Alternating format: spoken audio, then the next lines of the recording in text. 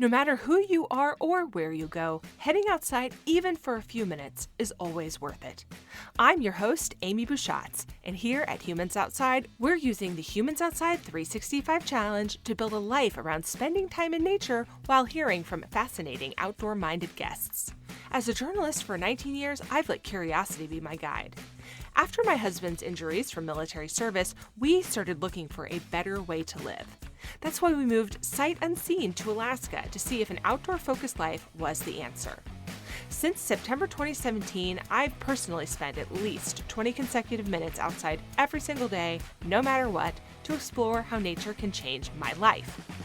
Ready to hear from experts and outdoor lovers who make heading into nature just a part of who they are while we work to do the same? Let's go! Have you ever felt compelled to tackle a big journey outside? Big is always relative, so maybe it's something like through hiking a trail or cycling all the roads in your town. Maybe you're like me and your journey looks like spending time outside every single day, no matter what. Or maybe you're more like today's guest, whose big journey was really, really big, paddling the Mississippi River from source to sea in over 130 days in a canoe. The Mississippi River stretches 2,350 miles from its headwaters in central Minnesota and down to the Gulf of Mexico. While preparing for this episode, I read that it's, quote, possible to paddle the entire length without serious risk and very few hassles, close quote. Reading that made me laugh. I think maybe that author and I have different definition of hassle. Cory Maria Dack set out on her journey as part of a project to bridge equity gaps in the outdoors, and in the process had a grand adventure that probably did include a few hassles, despite that thing that I read. An indigenous Latina who was born in Ecuador, she worked with a pair of other women paddlers to make the journey and highlight the need to bridge equity gaps in the outdoors for women broadly and women of color specifically. Today, Cory is going to tell us about her adventure, what she learned on the journey, and why canoeing and spending time on the water is a meaningful and effective way to build equity in the outdoors. Cory, welcome to Humans Outside. Hello, hello. Thank you so much for being here and for spending your afternoon with me. I just so appreciate when people give me and our listeners their time. So thank you. I'm really excited to be here. This is going to be fun. So, if you could start by describing your favorite outdoor space, we like to imagine ourselves with our guests wherever they love outside, just like we're hanging out having this conversation. Where are we with you today? I am on the shoreline of Lake Superior, which is the largest lake in the entire world. And she's so powerful and so sacred. And I'm walking along the boardwalk, looking towards Canal Park and the harbor and the lift bridge. And I just hear music in the streets and I smell good smelling food wafting across. And I'm on the rocky shoreline of Lake Superior because the North Shore is really sacred and very rocky. And that's where I tried to go whenever I make it back home after whatever adventure I just finished. Awesome. Well, we're excited to join you there for this conversation. So, can you tell us about how you became someone who likes to go outside? Maybe give us just a picture of your outdoor story. I actually did not grow up being the kind of kid who was super outdoorsy, partly because my family didn't have the resources to go on great camping adventures. I'd never been to a national park until adulthood. We didn't have the time or the money or the resources to rent tents or canoes or anything like that. So growing up, I was really into Broadway musicals and theater and things like that. And I sort of stumbled into this career that I'm now heading into my 16th year of because I liked working with kids. I ended up working at a summer camp when I was 21, and that was my first time ever going to any type of summer camp. And working with youth is what drew me in to the outdoors. It drew me into the outside, and that is the tenet of how I spend my time outdoors to this day. That's so exciting to have that bridge. And also, I too appreciate a good Broadway musical. Probably know all the Yes. words, a fan of the opera still. It's become a part of my soul. Can't escape. Phantom of the Opera was one of the first cassette tapes I bought for myself. But it's so good. Yeah, I know. it's so good. Okay. Okay, so tell us about your Mississippi River adventure. Why this adventure? Why this river? But if you didn't grow up spending time outside, like how do you get from I'm gonna be now I do summer camps and kid stuff to I think I'll just go paddle the entire Mississippi River in a canoe. Tell us about that.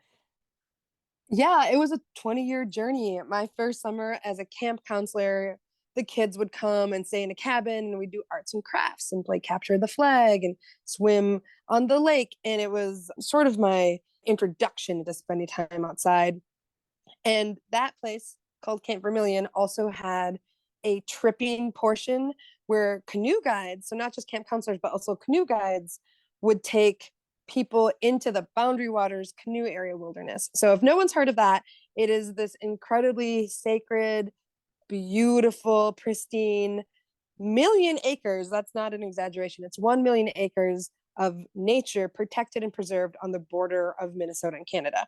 The Canadian side, Quetico, is even larger, but what are human made borders? It's all the same beautiful sacred land and waterways.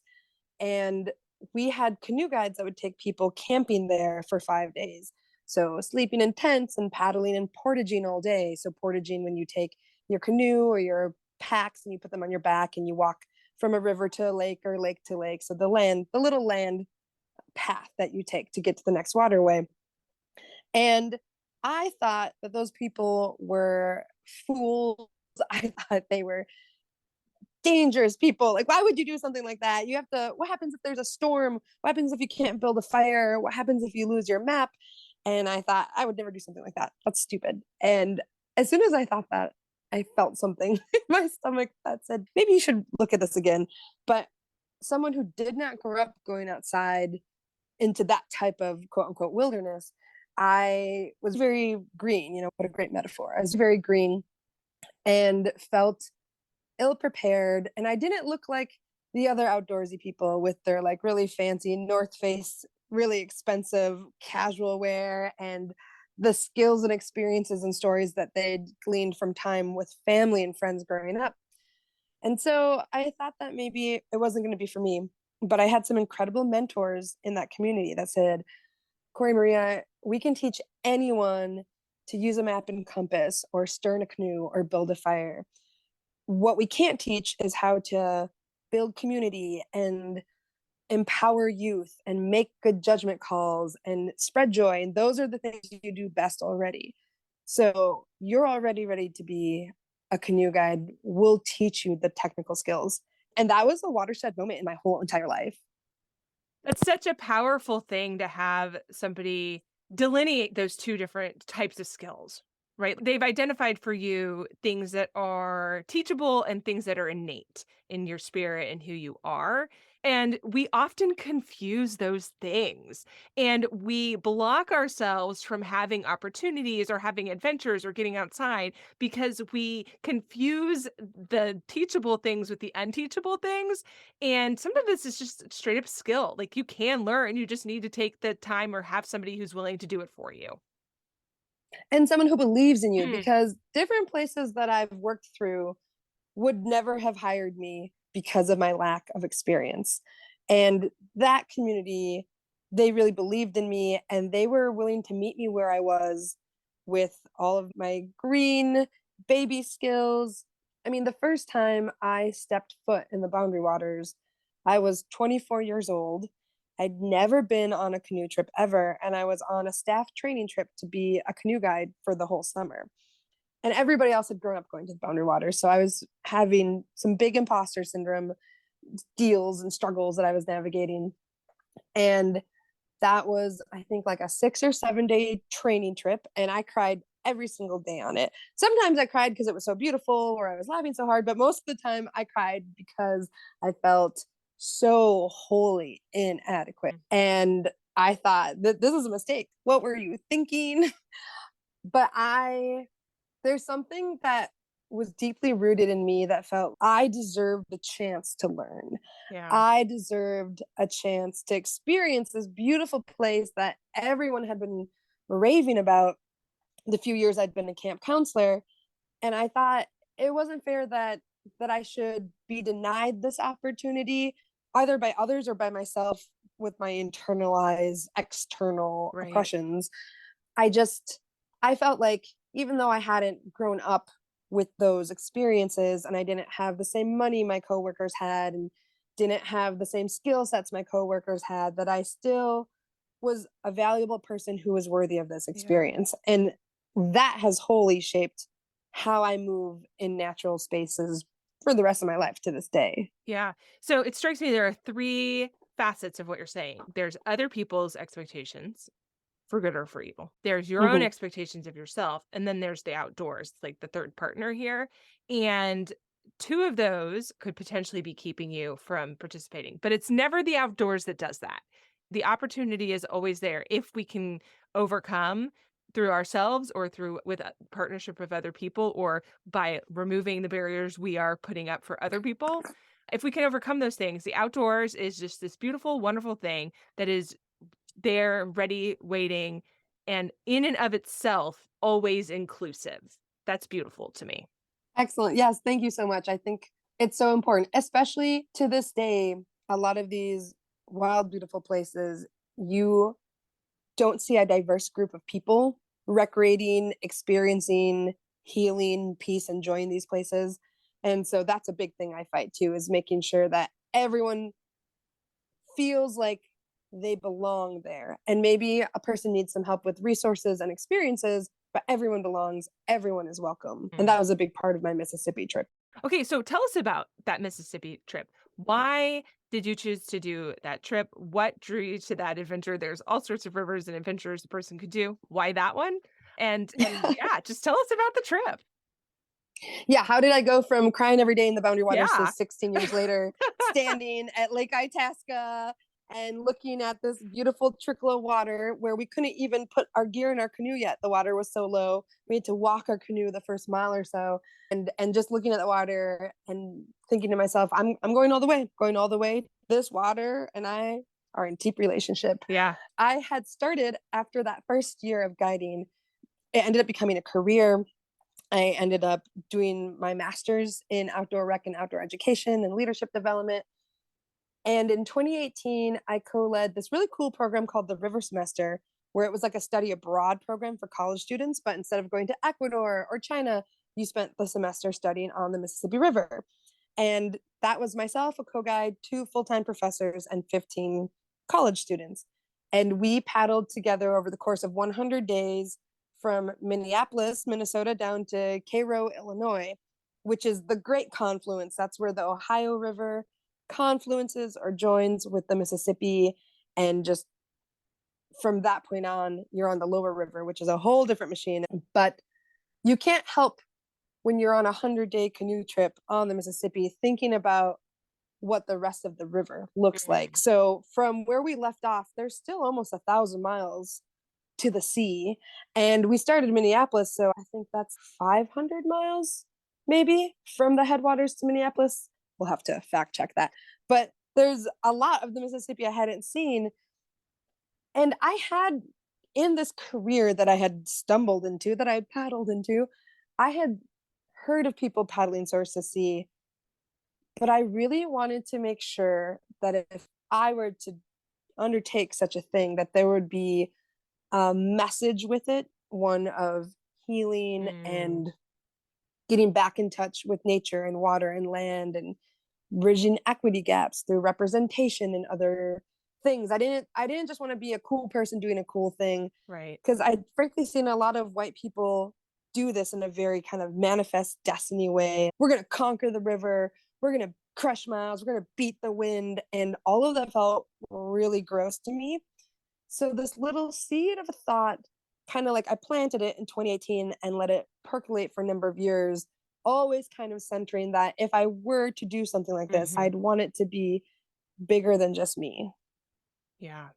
Yeah, because you're right. We tend to look at going out and doing something as conquering it.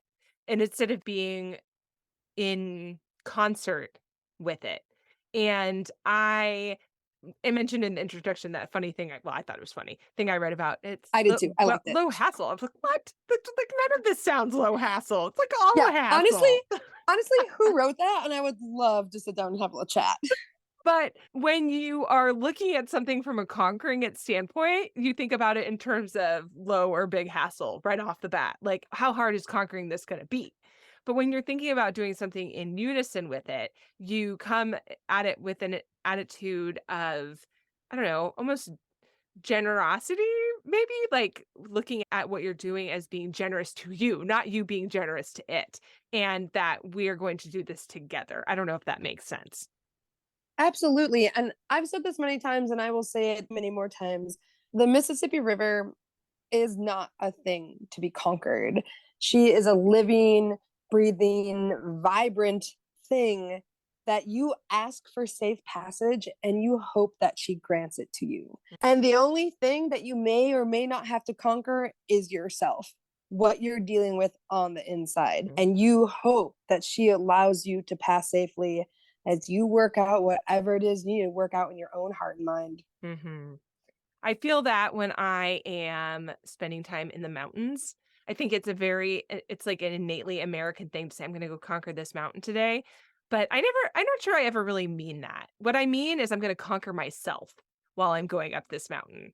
And I know that the mountain is the boss, and to think that the mountain is not the boss is a mistake because the mountain is always the boss. And so the hot second you're like, "I am the boss of this mountain," that mountain will show you that you are not the boss of the mountain, and it will show that in the weather or in now you have a sprained ankle or whatever. And I know that I must be there in partnership with the land or I'm going to be sad because I'm not gonna like, there is no conquering it. It's bigger than me, and it will show me my place very quickly. Absolutely. Absolutely.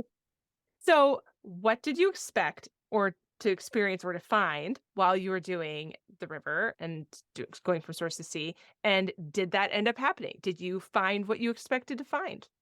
I knew and expected that the trip would be really hard, and it definitely was. It was one of the most beautiful and wonderful things that I've done in my life ever, and I guess I was maybe a third of the way through the river, and I was talking to my dad, who's my favorite person in the world, and he always had some wise wisdom to give to me, especially in time of need, and he said, "Cory Maria, this will be an exclamation point on the rest of your life." Mm, I know, Brian Dack, ladies and dads. gentlemen. Dad's the man, the myth, the legend. And he's right, Yeah. because I know that a great adventure like this is something that will continue to teach me for the rest of my life. And I'll get to bring it with me for the rest of my life. Just like that first ever trip in the Boundary Waters, Mhm. when I'm faced with something that seems impassable, impossible, I think, Cory, you became a canoe guide with no experience, with far fewer of the privileges than many people in your position had, and you did it.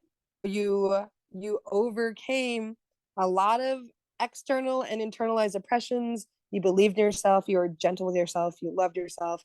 If you can do that, you can believe in yourself and be gentle with yourself and love yourself through this Mm. too. And so I took that first canoe trip with me on this long adventure. The one thing that I was hoping dearly to avoid was a winter canoe trip. We left at the end of August because my first paddle partner and I were guiding all summer and we needed to save up money to go on this adventure. So we left at the end of August. Many people try to leave in May or June. The late leavers often leave in July.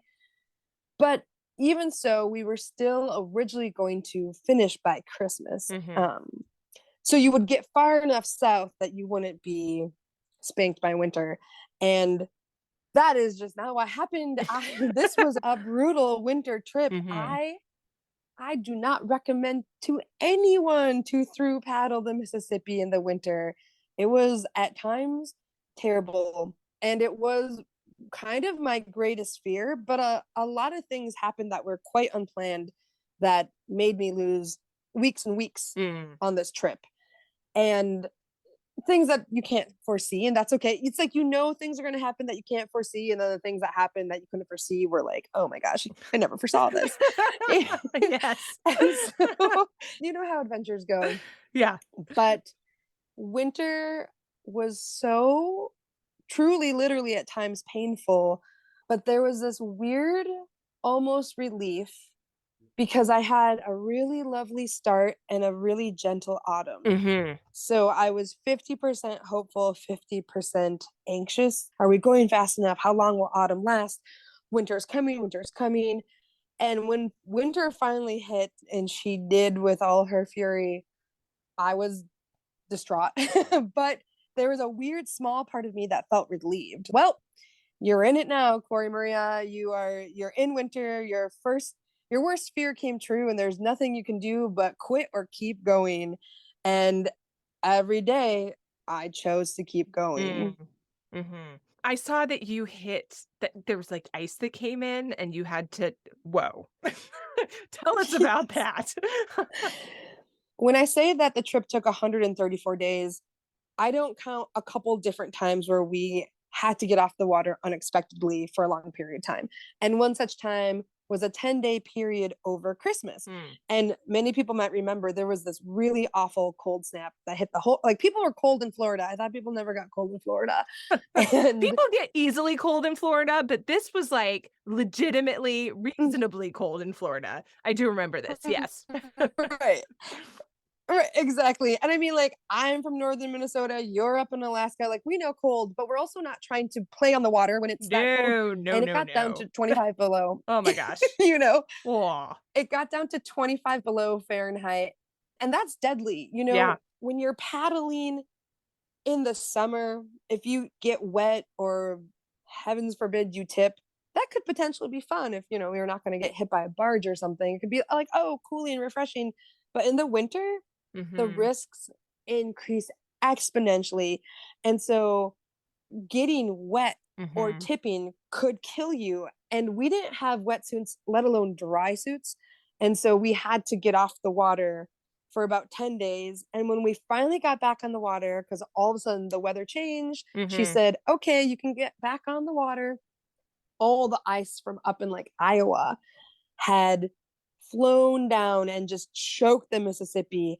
And my sacred friend and paddle partner, Sarah, she and I were standing just below the confluence of the Ohio and the Mississippi. And the Ohio was wide open because at that point it's much bigger than the Mhm. Miss. But where we were standing, where they confluenced, and all of the Mississippi above was just choked with ice. And we watched a tow with a bunch of barges on it trying to push and break through the ice. And we said, we choose life. Yeah. And so we had to wait another couple of days before we could get back on that Yeah. water. I'm Yeah. not trying to dodge ice flows while I'm dodging No. barges. And okay, I have very cold hands. My hand gets very cold. One of the reasons I don't love paddling, even in the summer, is because my hands get so cold. So I can only imagine when you're dealing with very cold weather because like your arms are moving. If you think about listeners, if you think about canoeing or paddling, like your arms are moving, but your fingers aren't moving. They're stationary on the paddle. And so your warmth is limited to like gloves and then hopefully bending your arm and that creates some circulation, but whew, chilly. So, Truly, I can confirm that paddling when it's 17 degrees Fahrenheit is it's brutal. It's painful. yeah. It hurts. I think it would be different if I had been hiking somewhere and using my whole Right. body and swinging my hands and my Yeah. arms and my fingers in a different way. Because, like you said, although you're using your arms, your fingers were so cold, and the frigid water, which it was even colder, the air was even colder than the water, but the frigid water was just like sucking the heat through my feet, through my boats, through our canoe into the river. And there are times when I cry paddled, I call it craddling. It's an experience. I there are times when it was really painful, and then we would pull over, and at that point we were far enough north on the river that there were still towns alongside the river, so we'd hike to a gas station, try to buy some more hand warmers, or Yep. just go Mhm. to a gas station and warm up. But it was Yeah. it was a suffer fest. But you made it. You finished the river. You got to the end. Yes. So tell us, Yes. like, you finished. What day did that happen? How was that? March 5th, Sunday, March 5th was when we got to the Gulf of Mexico. And the Army Corps of Engineers counts river miles backwards from Lake Itasca all the way down to Cairo, Illinois. And then that's river mile zero. And then it starts over again from Cairo, Illinois down to the sea. So that's about 950 miles from Cairo. It's about, I think, 1,300, I think 1,342.1 miles from Lake Itasca to Who's Cairo. counting? Who's counting? I counted every Yeah, day, yeah, but yeah. counting counting backwards to mile zero. And then when you get all the way to lower river mile zero, so you have the upper river and you have the lower river mile zero, there is something called the head of passes, which sounds very like fantastical. Like, are we in Narnia? Are we at Hogwarts? It's the head of passes. And you get there, and the Mississippi in the Delta forks into three, and the Southwest Pass, do not take the Southwest Pass. That's where all the ocean liners, Baton Rouge to the ocean, and the port of New Orleans there in between, incredibly dangerous in terms of traffic. What did that quote say? Like a hassle, Low hassle, but hassle bit of a free. Yeah, hassle, one might yeah, say. yeah. A little bit. They have never like they've never had to get out of the way of oncoming barge traffic or ocean liners that can't see you. And those folks come up the Southwest Pass, and it's 22 miles. It's really narrow. It's very deadly. So paddlers do not go there. We take the middle passage, the South Pass. And so from river mile zero, then it's another 12 miles to the Gulf of Mexico. And on my last night, on our last night, at that point, Sarah and I had another canoe of friends with us, which was great for camaraderie and for safety. The last night on the trip, we made it to River Mile Zero around sunset. And then the next day, we made it to the Gulf of Mexico. And both were incredible experiences. But what kind of surprised me is that I felt more emotional at River Mile Zero. I think for a number of reasons, including when I made it to the ocean, I think it was just I was in the state of awe, in the true meaning of the word awesome, just in awe. Is this happening? Did we make it? I left like what, 7 months ago? Are we here now? And also the power of the ocean. Sarah and I went way past one of the last breakers, and the swells, you just feel the ocean rocking on like the world's most gigantic waterbed, and you were but a flea, but the swells and the roll of the ocean were awesome and a little bit scary. And then for River Mile Zero, the day before, the evening before, there is a paddler's notebook that is strapped on to that beacon tower, to that mile marker, and you can climb up there to sign it. Now, this doesn't come up in canoeing very often, but I am like pretty substantially afraid of heights. A lot of people don't know that just because I'm usually on water. It's not a secret. I talk about it openly. And the climb up to that blasted little paddle book, that there was no way I wasn't going to sign that paddler's book, was incredibly harrowing. Did I technically do stuff that was way more dangerous the prior 133 days? Absolutely. But your mind decides what's going to make you cry. And so I climbed up there with Sarah, and then our friend Sun was there. And our fourth friend B was down in one of the canoes, and she had a drone, and she got these incredible shots of us climbing and seeing the delta and these huge ocean liners going by us. But at the beginning of this footage, you see a very unflattering shot of me having maybe almost a panic attack. And I don't look pretty or sexy or brave at all. But you know what? We're going to keep it in the movie because it's really real. And I'm not going to shy away from the That's moments where I right. don't look super cool. Real life. That's so Keeping cool. it real. I love it. But I think my fear of heights unlocked a bigger cry inside Mm, of me. mhm. So I definitely cried while I was doing that because I was so scared. And I'm a very healthy crier. We live, laugh, love crying. I recommend every human needs to do more crying. I think the world would be a better place if we just let ourselves cry, whether or not we're alone or publicly. I think people should cry publicly more too. Honestly, that's my stance. And so I was gonna like cry whenever I needed to, no matter win because I'm a healthy crier, but that fear of heights unlocked a deeper cry. And so it's like I started crying because like that was scary and I didn't like it. And then I turned around and I saw the river. And especially for me being from northern Minnesota, and she starts in northern Minnesota, I just was already crying and I see this river which is gigantic at this point, and I know she goes all the way home. And then I just wept. And I'm so glad that I did. Hey humans, just a quick break to remind you that if you want to build your own outdoor habit, the Humans Outside 365 Challenge is a great way to get started. Cool and exclusive challenge swag, including a finisher medal and a decal, is waiting for you. All you need to do is visit humansoutside.com/challenge. Don't get left out. Go to humansoutside.com/challenge to learn more now. Okay, back to the show. The outdoor space is full of people tackling issues that are really important to them. Their conservation, connection to culture, on and on.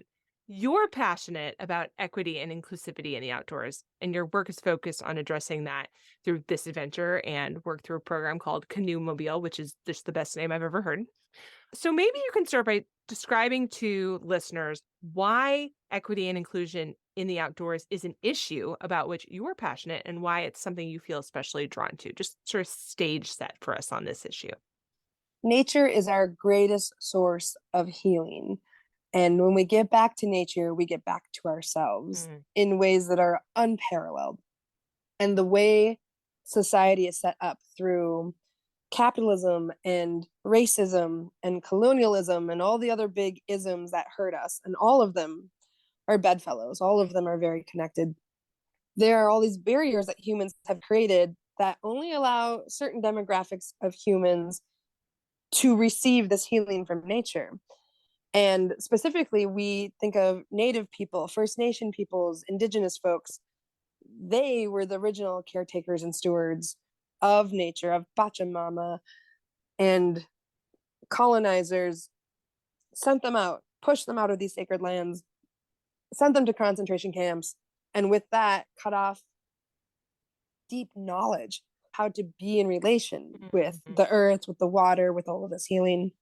And now, when you go to a national park, or even more so these more quote unquote rugged wilderness areas, which even the word wilderness has a lot of problematic connotations, like where did that word come from? You often only see affluent, able bodied white folks.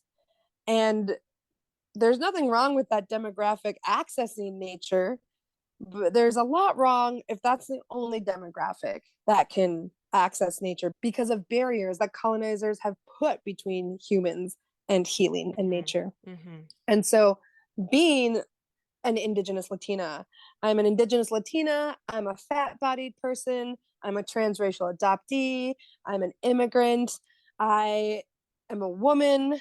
I come from many identities and demographics that historically have had a really hard time accessing nature because of barriers that modern day society have put up.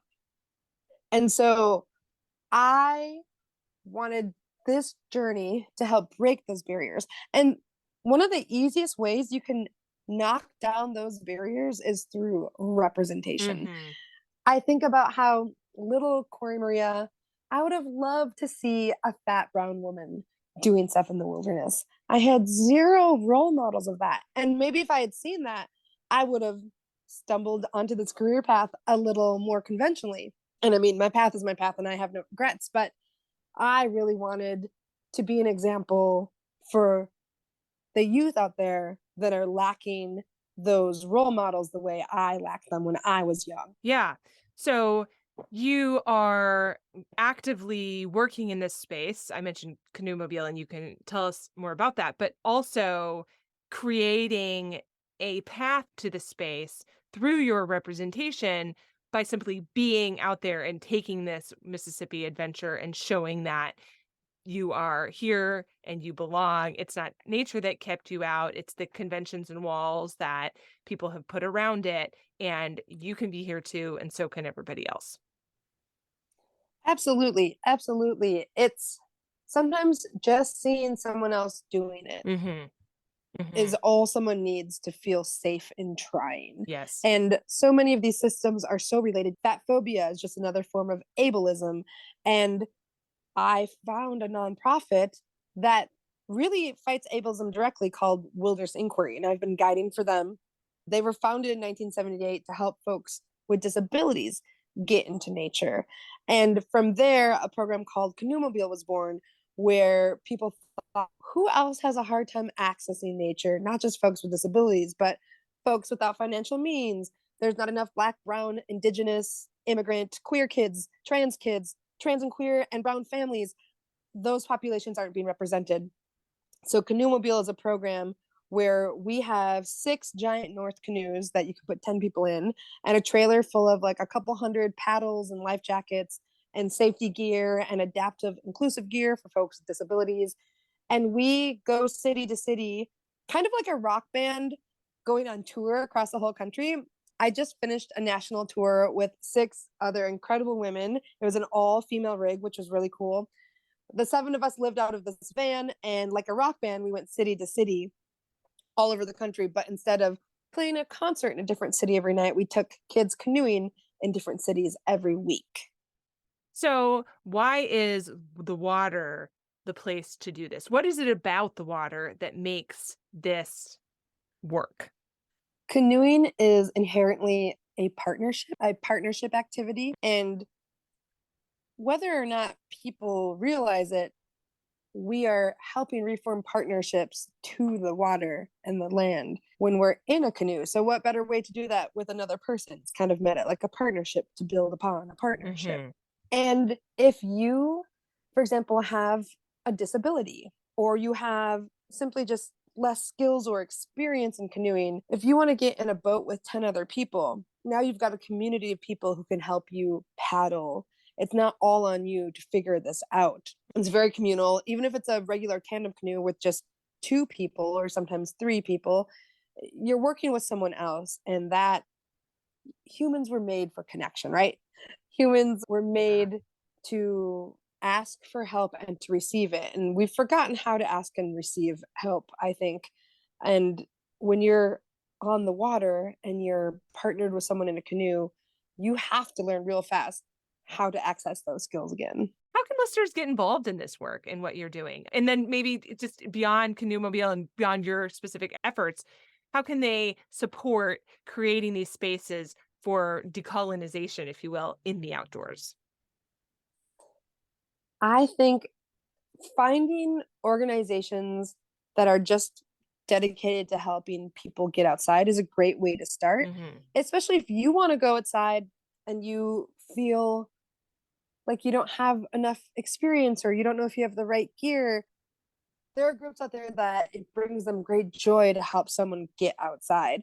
Those groups help bring a more diverse group of people Mhm. to nature, and that inherently decolonizes the space by diversifying the people who have access Yeah. to beautiful, wonderful, healing nature. And there's lots of specified, like in the Twin Cities, we have a really, so the Twin Cities, Minneapolis, St. Paul, Minnesota, we have a really cool group called BIPOC Outdoors Twin Cities, Mhm. which is a safe space for people of color. And there's queer and trans outdoors groups, there's outdoors groups for folks with disabilities. And you can find any flavor of group to that, whatever speaks to you, whatever calls to you. Yeah. And there's also some that are just like general groups, anybody come anytime. And I think that's a great way to start. And it's so communal, which I think is getting back to native teachings like indigenous wisdoms. Mhm. You know, the original caretakers of these lands, they always lived in communities Yeah. and depended on one another. And so spending time outdoors with other people is harkening back to that. Yeah. Beautiful. Earlier, you described for us your favorite outdoor space where we're hanging out, having this chat. Can you give us your favorite outdoor memory, maybe, to walk us out a moment outside that you just love to go back to and think about? Maybe like when I close my eyes, the moment is what I think of when I'm there, I don't know, call it a happy space. Where are you and what are you doing? I always have remembered when I was really young. I believe I was like 3 years old, and I live with my dad when I'm not on adventure. outside of Duluth, like out in the woods. And I remember being really little and my dad coming home from work, and I was just playing with my toys, very young. And it was nighttime, and my dad said, Cory Maria, let's go look at the stars. I just remember him scooping me up and walking outside and just seeing, it was probably my first memory of the Milky Way, just like 1,000 diamonds strewn across the blanket. And I think about that moment a lot because it was deeply, deeply peaceful. I was with my very favorite person. And I've always been such a night owl. Like, I love darkness gets such a bad rap, like scary, evil, bad, but so much of darkness is just, it's merely the opposite of light, right? It's just its own type of beauty and Mhm. power and peace and gentleness. And that memory really embodies that to me. Mhm. That's beautiful. Corey, thank you so much for joining us on Humans Outside today, sharing your adventure, sharing your passion with us. It's been a pleasure to hear your story. Thank you. Thank you so much. This has been really, really fun. Thanks so much for listening to this week's episode of Humans Outside. Help me out by leaving a 5-star rating or review wherever you get your podcasts. It really does help other listeners find the podcast too.